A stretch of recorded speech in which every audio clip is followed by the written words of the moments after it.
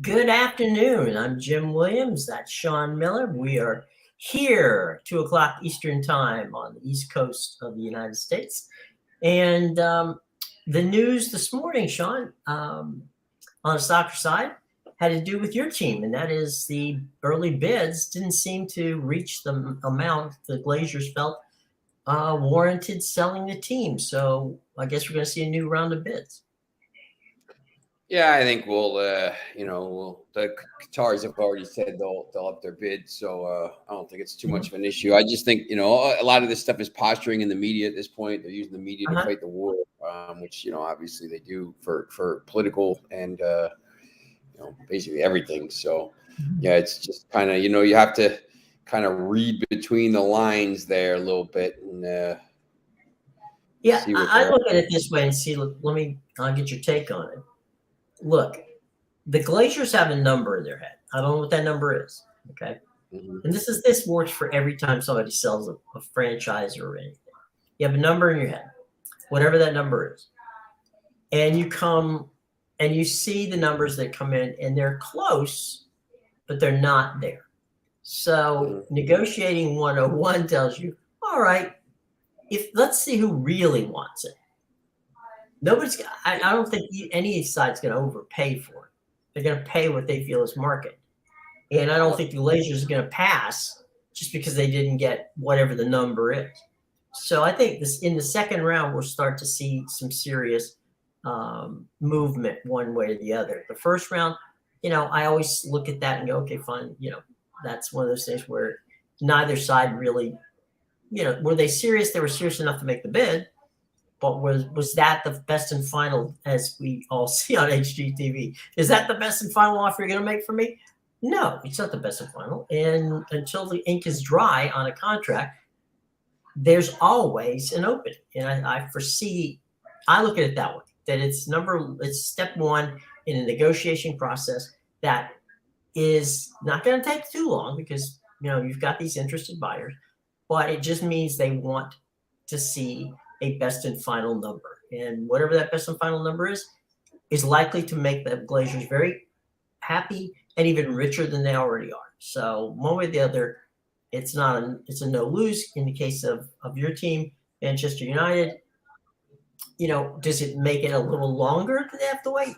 Perhaps, yes. But in the end, they're going to get what they want, a good owner who's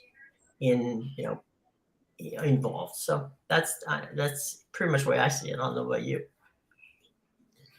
Yeah, people are kind of getting upset, and I'm like, first, the Glazers really don't want it to drag into quarter two.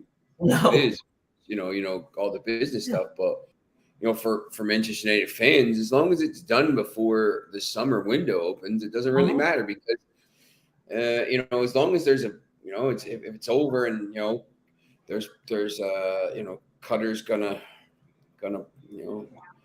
do this stuff, then they'll know they'll spend some money.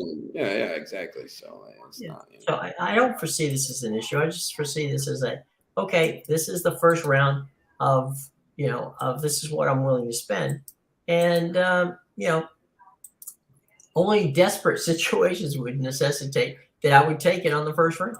Or if remember when Donald Sterling was stripped of his team? Yep. Okay. They had the NBA brought in Andy Zimbalist, who's a sports economist, and Andy set the price of the franchise at 1.7 billion for the Clippers. Ballmer comes in and bids 2 right out of the gate. The NBA says sold. I mean, that took 45 minutes. Not all things go that smoothly, especially when you're selling. I mean, look at Bezos has said he now wants, the Commanders deal, an NFL franchise. That's been a dance that's been going on now for about 4 or 5 months.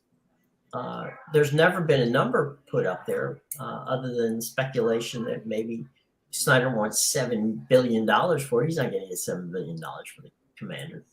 but he wants to beat the Denver deal. So he can still do that without getting $7 billion, and Bezos is not going to give it to him. So we'll see. Again, negotiation takes time. Sometimes you want something so bad. Like I said, in the case of Ballmer wanted the basketball team so bad, he wrote a check for $3 billion over asking price. Well, the other thing is too, like, I mean, the Clippers, nobody, I mean, at the time, no one really cared about the Clippers.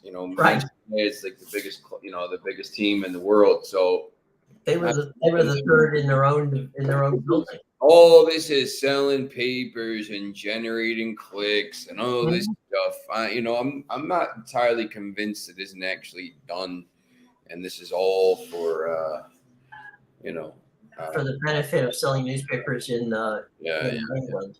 Yep, exactly. So, hey, you know what? You might be right. It would not be the first time I was wrong. Let me just put it that way. So there you go. It won't be the last for that matter. So what's on the docket today? Any games that you're interested in, or anything that's going on that you piqued your fancy? Yeah. There's right now. Well, I mean the excuse me. The crazy thing right now is we're if you're watching the game in I don't know if Bill is here. I'm sure he'd be betting on this. Roma is currently losing to a team, Cremonense, who's never won a game in. Oh, it's 1-1 now in the 78th minute. Roma picked up. Mourinho got a red card. That's who was a red. So it's 1-1. Cremonense never won a game in the history of the Serie A, and Roma. Wow. So yeah, it's a little crazy. How long have they been in that? I want to say like this is their first. First year. Yeah. Yep. Okay. If you're going to tell me that's their 15th year, I would be concerned. But yeah, that's pretty cool that they got their goal, but they still haven't gotten a win, huh? Yeah, they've gotten some draws and that stuff, but they're still looking for their first win here. So we'll see if they can pull it out. It's Wednesday basically is the good day for anybody who is interested in watching. That's the day to watch, right? That's when all of the major teams play. Well, no, today. I mean, stuff going on today. Oh yeah, because there's the the FA Cup is today. So starting in about a half hour. There's 4 games. Let me see.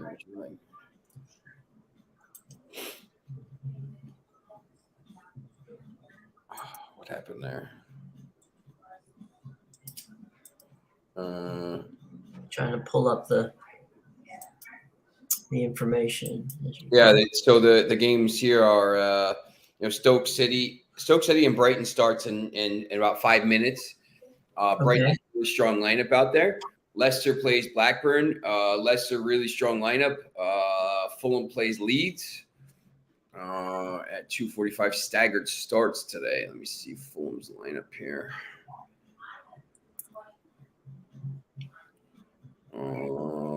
Pretty strong lineup. Both teams went strong. I'm actually a little stunned that Leeds went strong here. And then Manchester City plays Bristol City. It doesn't really matter what Manchester City's lineup is going to be. They should win that pretty easily. But what happened here? Yeah, so it's just some interesting games today. So yeah, they're gonna be pretty good. And who at this point in time looks like they've got the inside track to win the cup? And when you look at the odds right now, FA Cup odds: Manchester City plus 140, Manchester United plus 350, Tottenham plus 600, Brighton plus 800. You'd hope they keep City and United away from each other until the final. Never happens. Obviously, they always want those big. They want those other teams. They want the big names. Yeah. all that stuff. So one way or another, at this point in time, from an odd standpoint, not obviously they haven't been finished, the cup's going to be in Manchester somewhere. I would look. I mean, I would probably bet my house on one of those two to win it. I think that's pretty.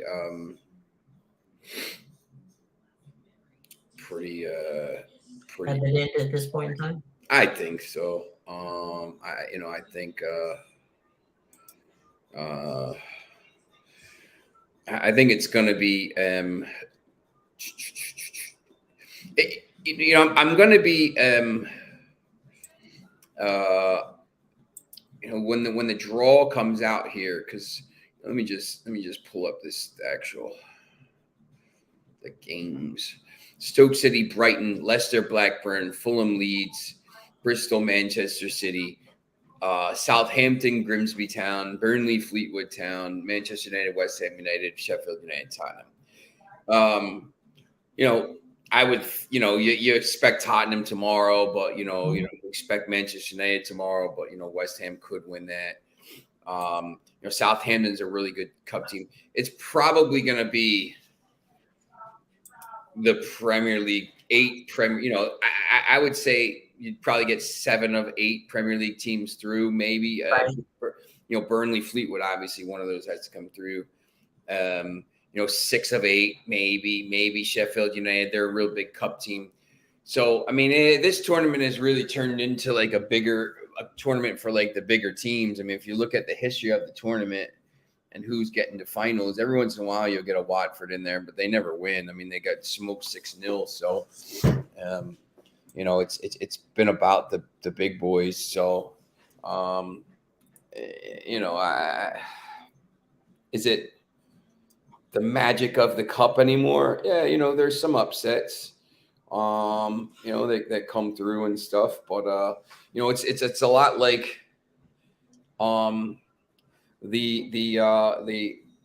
NCAA basketball tournament. I mean, you get everybody likes upsets. Excuse me.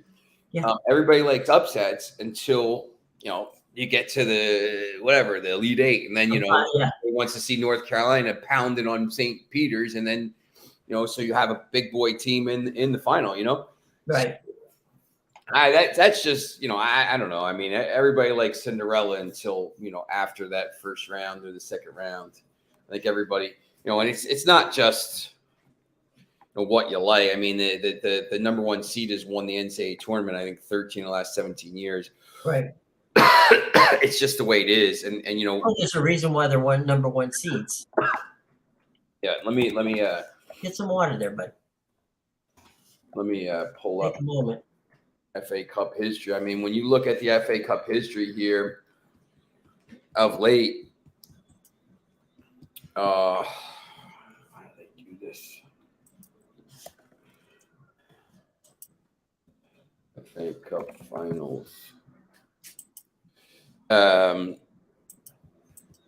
Earlier on, you'd have the Wimbledon. So, last year, Liverpool, Chelsea, Leicester, Chelsea, Arsenal, Chelsea, Manchester City, Watford. Watford got through and then got beat 6-0. Chelsea, Manchester United, Arsenal, Chelsea, Manchester United, Crystal Palace. Crystal Palace got through, but United won. Arsenal, Aston Villa got through, Arsenal won. Arsenal, Hull City got through, Arsenal won. You got to go back to 2013 when Wigan beat Manchester City and then got relegated. And it was legitimately one of the biggest upsets ever. But Chelsea, Liverpool, Manchester City beat Stoke City, Chelsea beat Portsmouth. So the name teams are there. Yeah, you had a Portsmouth win in 2008, but once again that they were still. This is before like mega money came into the Premier League. Since mega money's come into the Premier League, you'd say, Watford getting through in 2019, but they got thumped 6-0. It's been Arsenal, Chelsea, Manchester City, Manchester United, Liverpool. So, is it, the magic of the FA Cup? It used to be 100 years ago, teams like Newcastle would be able to win trophies and stuff. But it's just really, really, it's hard because, you're playing, when you get into these further rounds now, you're playing midweek. So, you're trying to either get promoted if you're in the championship or, even if you're a League One team coming through. Because if you're at this point now and you're in League One, you're probably a decent team, or you're, Southampton's trying not to get relegated and stuff. So it's interesting. Like, but it's, it's usually the teams with the squad depth that comes through and does it. I mean, there's not really too much of a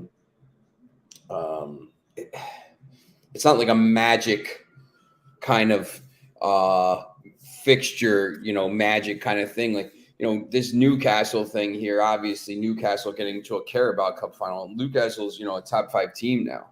Right. They're once again richest team in the world, but they're just not deep enough. But this Newcastle Cup run thing isn't going to be. It's going to be something that's going to be. I would think they'd get to Wembley a few more times here in the next half decade here when they start spending some money. So, but for teams like Manchester City, Manchester United, the thing with Manchester United is, right now, I mean, they're targeting all these cups because they haven't had silverware. That was once again, such a huge win yet Sunday. Mm-hmm. If they can win the Europa League, the Carabao Cup, the UEFA Super Cup, because the winner of the Europa League and the winner of the Champions League play, or an FA Cup and then a Charity Shield. All of a sudden, you pick up these 3 pieces of silverware going into the next season and finish top 4 and spend all this money with new owners. Man, you're going to be flying. People, the thing with money is, like Newcastle still, they're still, Guimaraes is a good player. They have some good players. They're trying some good players, and they're going to be able to. But, these players want to join teams that are winners, that win trophies. If Arsenal goes and wins the league this year, they're going to have no issue bringing players in. Someone will overpay for the players like Chelsea, and maybe Chelsea will beat people to Arsenal, but they'll still be able to get players in because these players want to join winning teams. I mean, that's basically what it's about. Well, I mean, that's true, I suppose, in every sport, right? I mean, if you're gonna play, you wanna play in a team that gives you the best possibility of winning a championship or advancing your status in the game. I think it's interesting. One of the things that I thought was interesting about this guy Casemiro, who who scored the first goal. He's watching the negotiations were going on apparently for a while in the summer, and he watched Manchester United lose the first 2 games. They got the first game I was at. It was excuse me, it was a terrible game. I forget who they played. I think they played Brighton, and they lost 2-1. And results. And then the next day they come out, or the next week, they came out and they got beat 4-0 by Brentford at Brentford. First game. So right there, there's all this high hopes. Everyone says, and Ten Hag was trying to do this stuff. I think he played the players that he played because he was trying to get better players, and he had to show them that it was a kind of a measure. So this guy Casemiro said, listen, called his agent. Like everyone was like, this deal's off. He says, no, I'll fix this. Just get me. I will fix this. And he gets in. They beat Liverpool. They beat Southampton. They beat Leicester. They beat Arsenal. And then they had the international break. So all of a sudden now it turned around right away. Then they got thumped by Manchester City. And then, you look at since November 6th, they haven't lost. But these guys are like, this guy's won 5 Champions League. The guy's a winner. He knows what's going on here. You can see like what's going on at Manchester United. I mean, the same thing at Newcastle, obviously. I mean, they're building a winning program. They're going to be getting, Newcastle. I know Foxy sometimes gets worried about this stuff in the depth. They'll be able to attract all kinds of players this summer, just for the project there. So, it's really interesting. It's just this is a pretty interesting time of year. Tomorrow you got the 4 FA Cup games and you got 2 Premier League games. So you got Arsenal playing Everton and Liverpool playing Wolves for about the 17th time this year. So, there's a lot of different stuff going on. There's Copa del Rey. I was on last night in DC, and they made the joke. They're like, "Wow, it's another big week of games," and Meg was just like, I feel like it's always a big week of games. And it really is. Like it doesn't. It is. When the Premier League stops, there's like a whole, there's all that league, the Mexican league and the MLS games all summer. And then there's the South American games and all this stuff. It never ends. I mean, it's the one sport where there's basically a game every day. I mean, even on Christmas, the leagues in Muslim countries are playing. So, you can find a game basically all the time. And it's just one of these really cool things. Which, I think a lot of people, it was funny. I was watching MLS this week, and as you know, they opened in some pretty cold circumstances. And I had some people who, were watching with me who were not soccer fans who, wanted to find out about the game and see how it goes. And they were fascinated that the coaches were wearing, parkas to the point where they looked like they were on their way to the North Pole. And the players were out on the pitch with some guys wearing long sleeve, most of them not, but some, and shorts playing. And they couldn't figure out how is it possible, that the temperature outside is 31 degrees and these guys are running around, like they're playing in the summertime. And I try to explain that that's just the way soccer is. Don't try to rationalize it. Just enjoy it. Yeah, it's like when you see these people running the marathons in, November and December, right. It's not real warm, it's just, their body is just producing so much heat. Like the whole time you're just constantly moving and constantly running. When I coached, I would hate those games, but like the players were out there playing and running around. Like I would always tell them, like when I was at practice, I would always be out. Like if it was cold, I would practice with them. Like I would be out there running around because I don't want to be standing still. Right, you would stay so freezing. Start moving around. It's not that bad, and you're moving. Look, it is cold. But when you start running around there, it's not that bad. The interesting thing is, we go to daylight savings in like 2 weeks. So, right. It's going to start getting warmer and, these games here in, the MLS, you're going to have to start worrying about being 97 degrees in Kansas City, July. In Texas, right. Yeah. And there's just nothing like, you just can't, like, what are you going to do? Like, you just can't, you want to wear like a bikini, like you can't do anything. It's so hot. So, it's pretty interesting. Well, I think, a lot of what we see now is people are now coming to the game. And I like that. I love answering questions because it shows that people are interested. Back in the day, they didn't care. Now they do.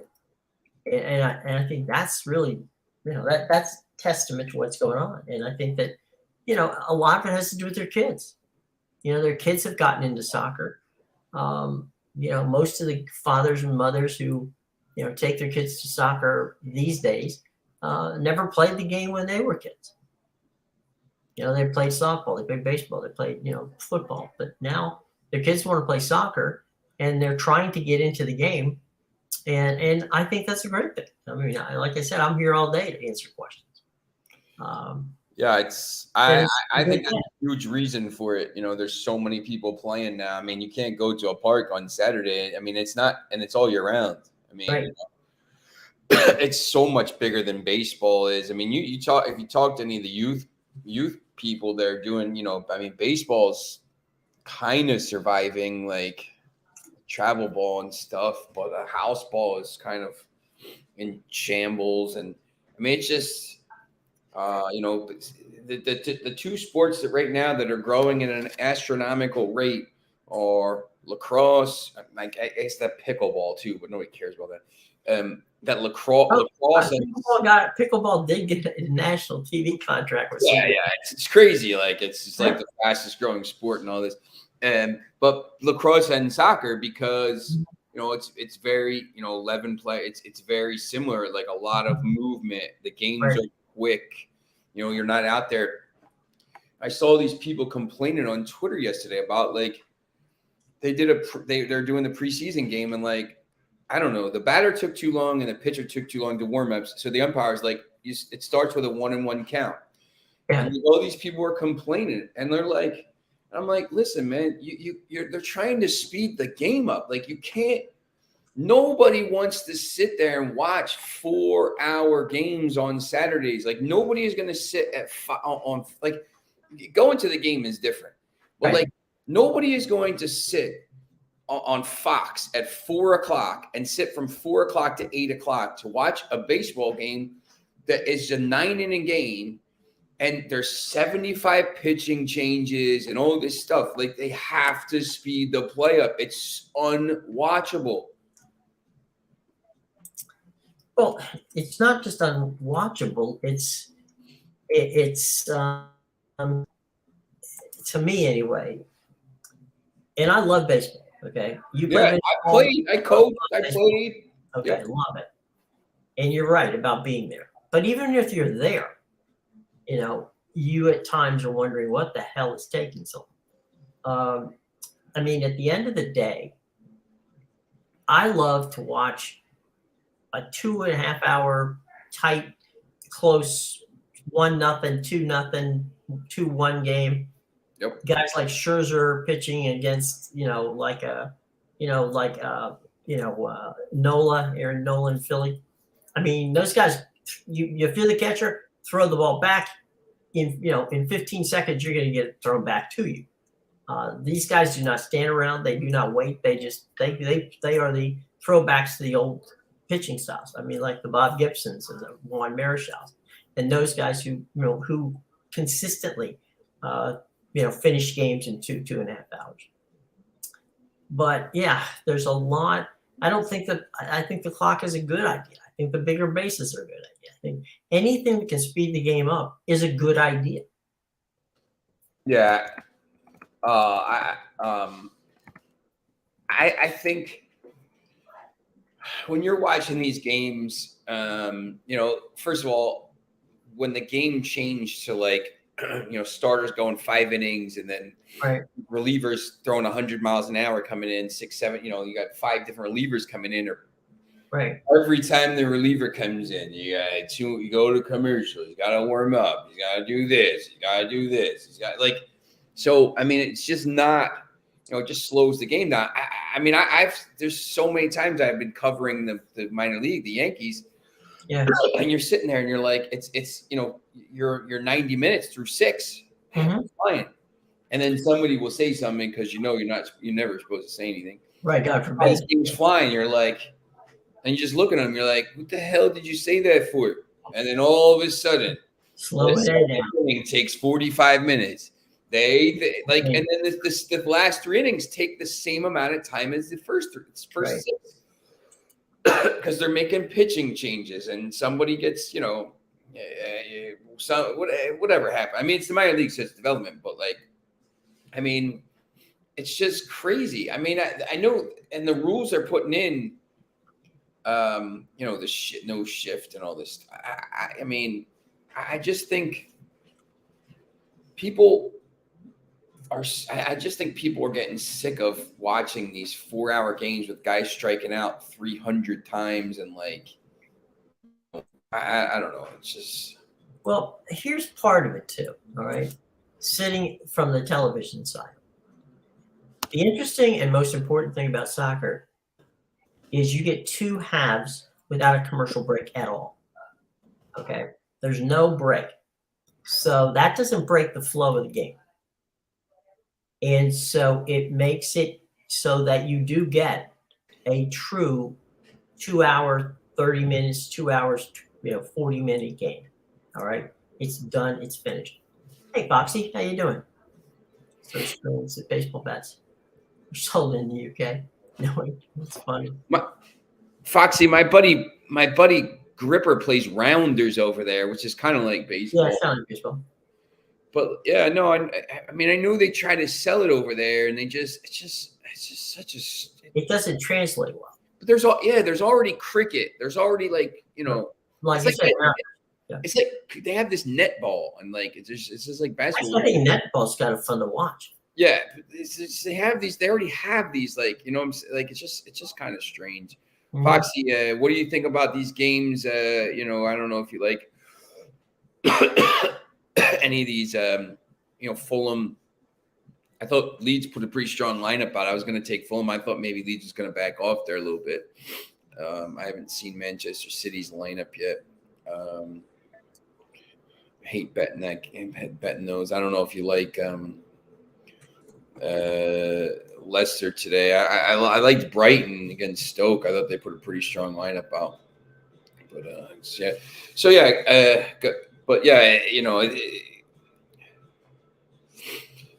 we look at baseball as more boring than cricket, and cricket is bloody boring 90% of the time. It's interesting, Foxy, because you know what now is taking off for cricket is the T20s, the IPL. Right now is the Pakistani League, the Big Bash in Australia, this T20, and they're going more to the one-day international, the 50 overs, because I think even the people now in England are starting to figure out, listen, man, nobody cares about some cricket matches lasting 5 days. You got to speed it up. This generation of people under 30 do not have the attention span to sit there and watch something for 8 hours or 4-hour baseball game or stuff like that. Football, NFL, figured it out pretty quickly. They did the halftime shows now 12 minutes. I mean, now that like the games move quicker, you can see they do less commercials. The games are, maybe they're dragging, but then the last, 45 minutes, the last quarter goes quickly. If you see this, football has sped up the pace of play a lot. And I think, they get it, football gets it. Yeah. The World Cup is a little bit ridiculous with that 15 minutes of stoppage time. But, if the game starts at 10 o'clock in the morning here, I know by 12 o'clock I'm out the door. Like these, lacrosse, whatever. Basketball the basketball is getting a little bit ridiculous now with these things. Foxy, the Roma, Mourinho got a red card, I saw. That final.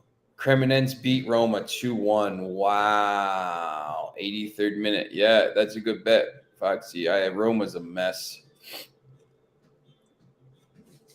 Wow. Yeah. Foxy said he's had enough domestic cups for one season. I bet he has. So, no. Foxy, I jibbed it at Wembley. My buddy gave me a paper. I don't know if you're here yesterday. He wasn't here. So. He gave me a paper copy of his ticket and said the security was lax in the purple zone. And all the things, the gates were like 3 of them weren't working. So I just showed him my ticket and went in. Like the guy was fumbling. I put it on the thing and it was like flashing, beep, beep, beep. I just walked in. They were just like, whatever. Okay, cool. So I got in to watch that. That was pretty cool. So I said I had to come home now because I completed it. I jibbed Wembley. So not going to get any better than that. But that's one of those bucket list things. Yeah, it's I'd like to be there for tomorrow, but it's a heck of a drive. Yeah. I don't think the trains go there either. So It does make because I could have went to, I could have stayed and went to Real Madrid, Barcelona Thursday in Madrid, but I just have too much stuff going on here. Mm-hmm. Well, I think that you did get the sun of Barcelona. That was fun. And we get and I can't, I can't complain too much about the weather in England. It was cold in Manchester for the Barcelona game Thursday. And it was a little chilly. It wasn't too bad though. But I couldn't complain about the weather at all. It was really actually pretty good over there. So, and then I come home and it was snowing last night. So, I can't really. It was snowing in Los Angeles. Yeah, it's crazy. So, actually they have more snow in Los Angeles. But it is he likes Juve derby game versus Torino at home. Fair play. Not surprised. Embarrassing security. Yeah, Foxy, I'll be honest. I mean, I know there was a lot of both sides. I mean, the people I was sitting next to, I was up in the club level, the second level. So the guy next to me was there with his kid. His kid was a Manchester United fan. He's a Liverpool fan. I'm like, why are you here? He's like, I got tickets. Okay. So but his kid was a fan, so that was cool, But there's a lot of, I felt like it was, both sides, a lot of it's just weird. There was just, it was I feel like it was a lot of YouTubers and stuff like that. I don't know if the Geordie guy was there, that Geordie, that big guy. But I just felt like it was just a weird crowd. I mean, look, there was a lot of Newcastle fans in London and Leicester Square where I was around there and everything. And I was talking, there's a lot. I feel like there was a lot of people there that were genuinely huge fans of the thing. But yeah, there was a lot of people there that just point scoring and stuff like that. I don't know. I wish they would start giving those tickets more to people that are fans of there was 217 Manchester United fans that opted into so if you opt into every game, if you went to every cup game this year, you were guaranteed a ticket. Well, 217 fans did not get a ticket to that because they didn't have enough of an allocation. And that's but they gave away, 10,000 corporate seats. So to me, that's a problem. So, Newcastle hadn't been in a cup since 99. So they were paying crazy money and the ticket scalping, the touts, man. Nile Ranger was broadcasting it or advertising it on his Twitter for £2,500. Yeah, Foxy. I mean, it's season ticket holders and stuff like that. That's a real, and there's a lot of people that with crazy money. There's a lot of people with crazy money that went in and paid for the tickets, and I have a problem with that. I can't, I snuck in, so whatever. But I would feel bad if I paid $2,500 and some Newcastle fan or Manchester United fan who hadn't been to Wembley in 20 years or something like that didn't get to go. But yeah, so. But that's always the case where you see people who go because it's an event, as opposed to go because they actually want to see who's going to win. I thought that was a little bit like that for the championship game for the Eagles, the Eagles championship game. I went to the game and I was just I didn't. They were like, no, we got you a ticket, and I was like, yeah, I'll go. I'm not an Eagles fan, right? I tried to get my dad to go or somebody to go, and then it's just not I mean, I had fun. But well, I mean, we're in a position where there are times that people will be kind enough to say, hey, look, you want a ticket to, a major event. And you're like, you know what? I'll sit home and watch it on TV. Give it to somebody who really is going to enjoy it. Okay. Which is not to say, like you just said, that you wouldn't enjoy going, but you wouldn't enjoy, it wouldn't make your, it wouldn't be the highlight of your year or of your, in some cases, if you're there for a special thing, something you talk about for years down the line, right? Yeah, no, it's something where, to certain people who haven't had that opportunity, it's a big deal. And for me to feel like, okay, well, like, when I come back, did I enjoy it? Sure, I enjoyed it. I enjoyed being with people, right?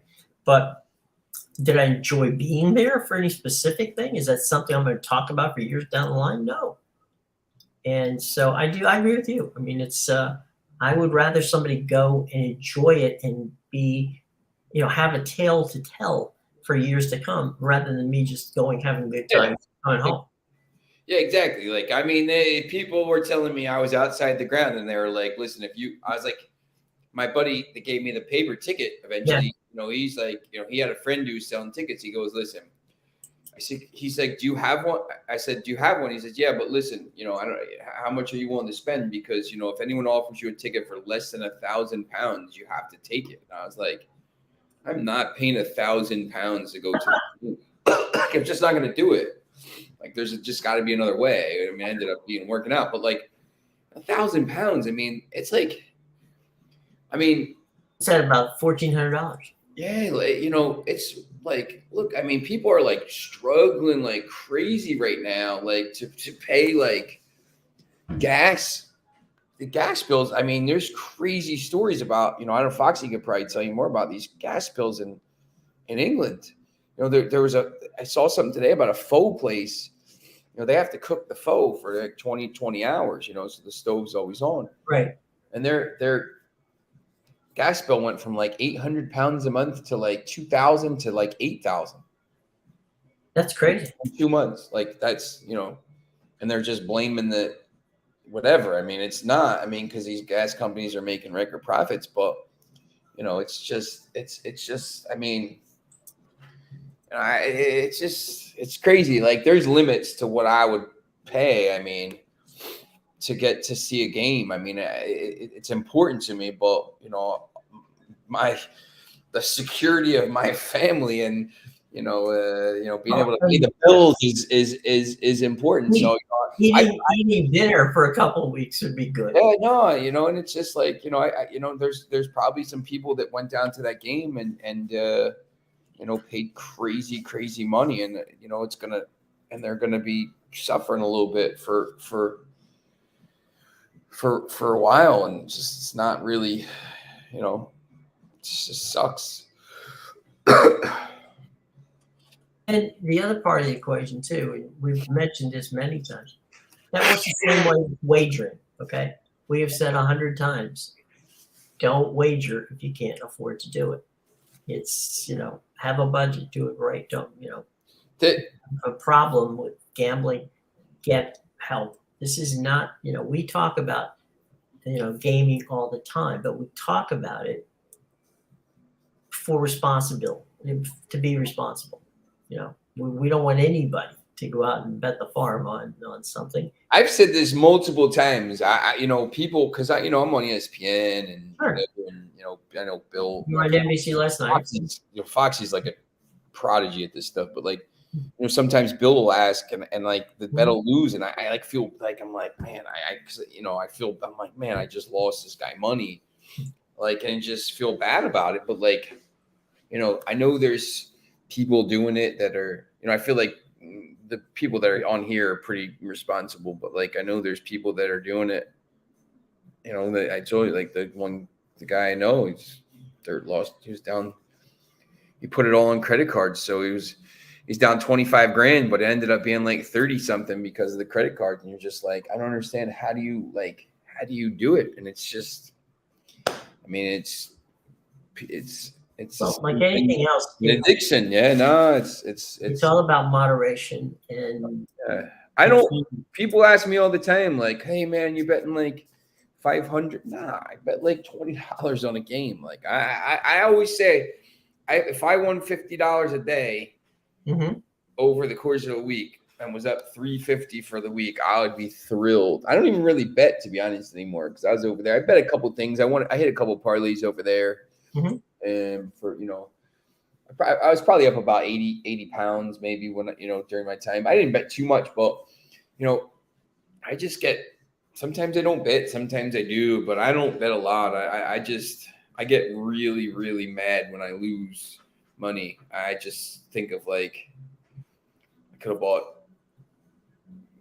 bananas or like orange. I could have went to the store and like stocked the whatever, you know. And it's just kind of, that's just the way I think about stuff. So I just get mad if I lose. So I try not to. I went one time.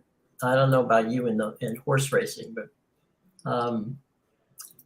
I went one time to the track with the general manager of the track, and he said, "I'll show you how to bet horses." Okay, I'll be honest, I have no idea, and frankly, I find it boring, but that's just me. So I went there, and after I was about $150 down, I said, "Look, I can't afford you to show me how well to bet as we continue to lose here." I don't, like everything else, you have to be educated in the process. I wasn't educated in the process. And I guess because of my indifference about the horse racing, there was no way I was going to win unless it was total luck. And on that particular day, total luck wasn't visiting.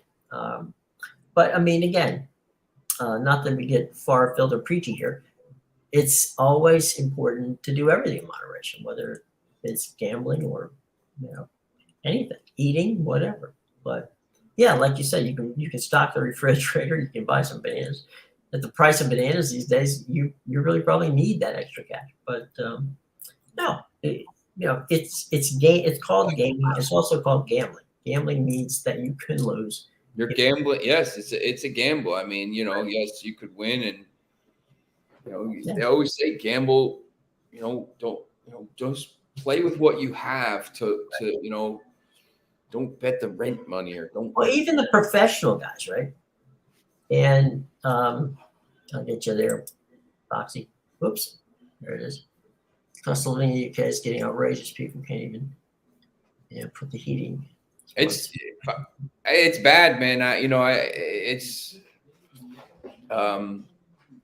You're just talking to some of these people because I see people at games, but then there's a lot of people that can't really afford to go anymore. Like they just say, look, I can't spend 10 pounds on the train to get in, and you got to get food and you got to get thing. I mean, if you're going out in town, it's going to be 40, 50 pounds. Like people don't, people, and these aways and all this stuff. I mean, it's getting to the point where it's like, that's just football. There's people that are just struggling to keep the heat on. I mean, it's crazy what's going on over there.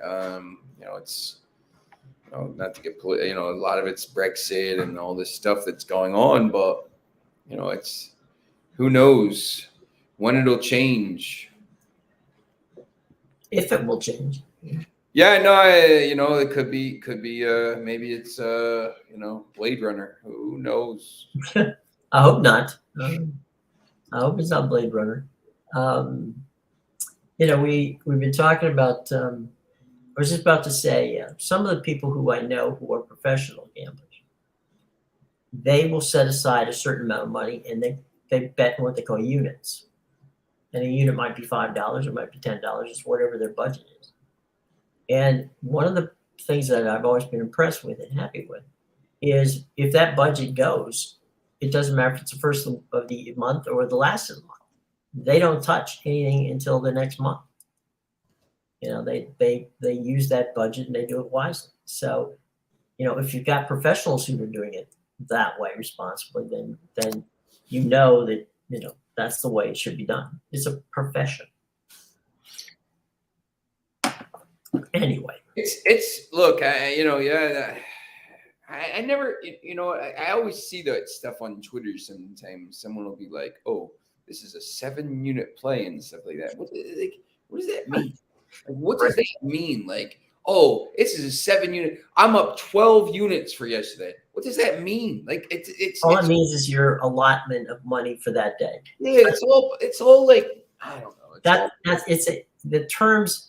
The reason they're using those terms, and I only bring it up because it was taught to me from the folks who were handicappers. it's a professional term. It's a unit. That's all. Okay. Yeah. So it's a bet.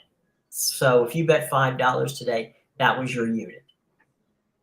So in other words, that was your, if I'm up 5 units, that means, $25.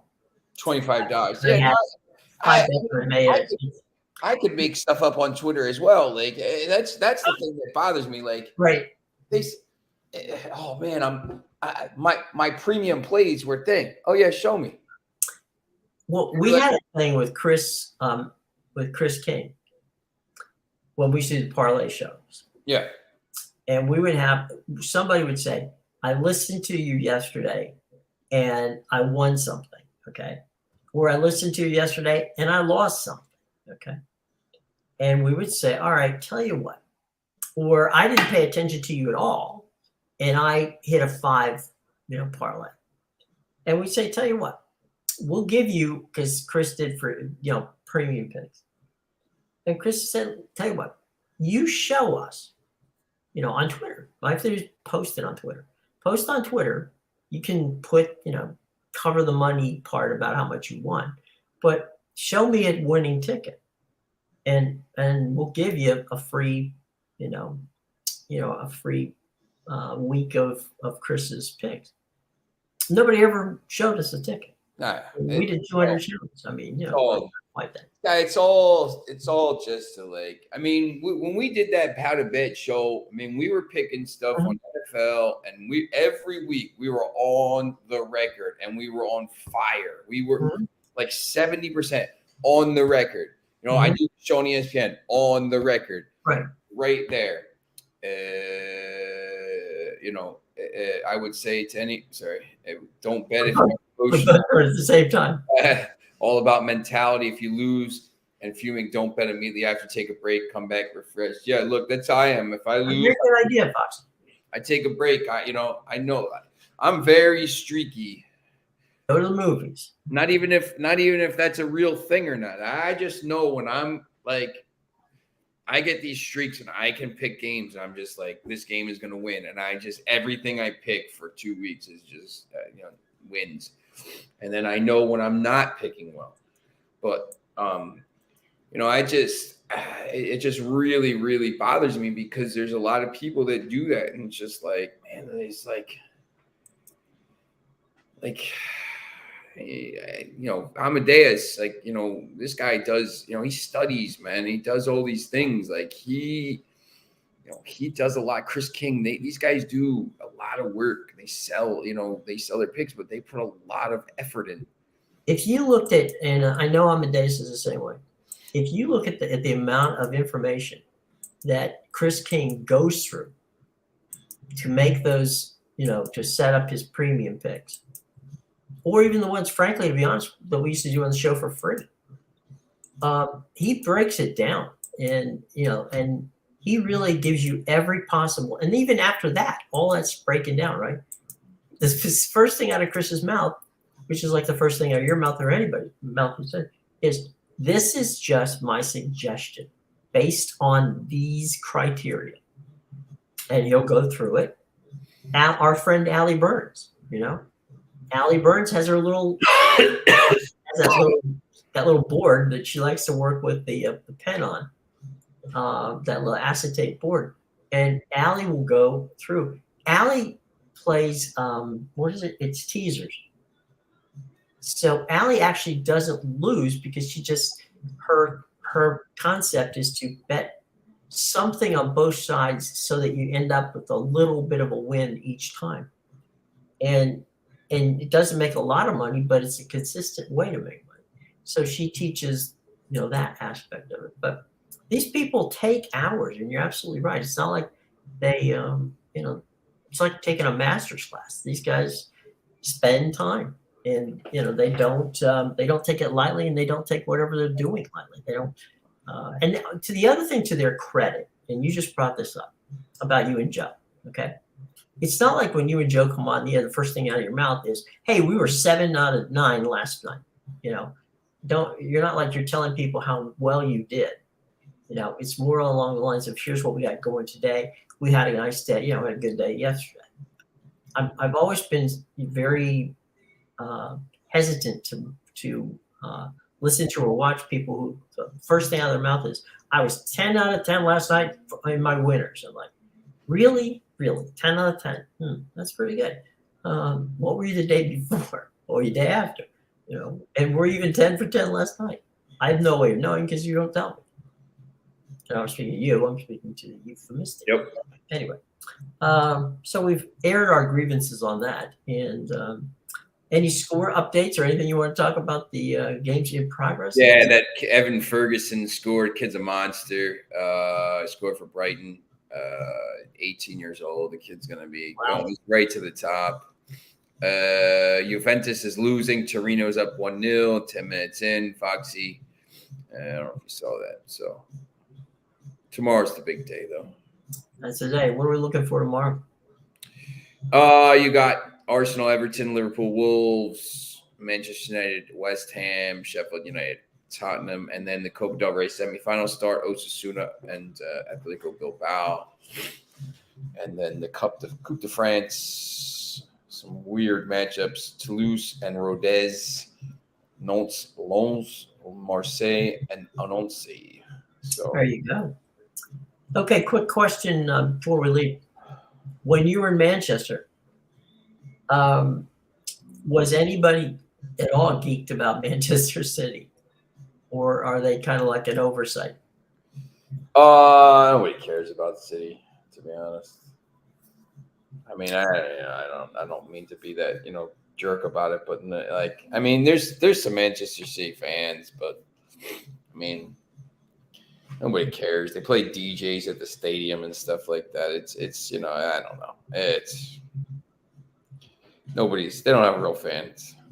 They're not headed. They have real fans. They have some real hardcore fans, but a lot of them are a lot of plastics.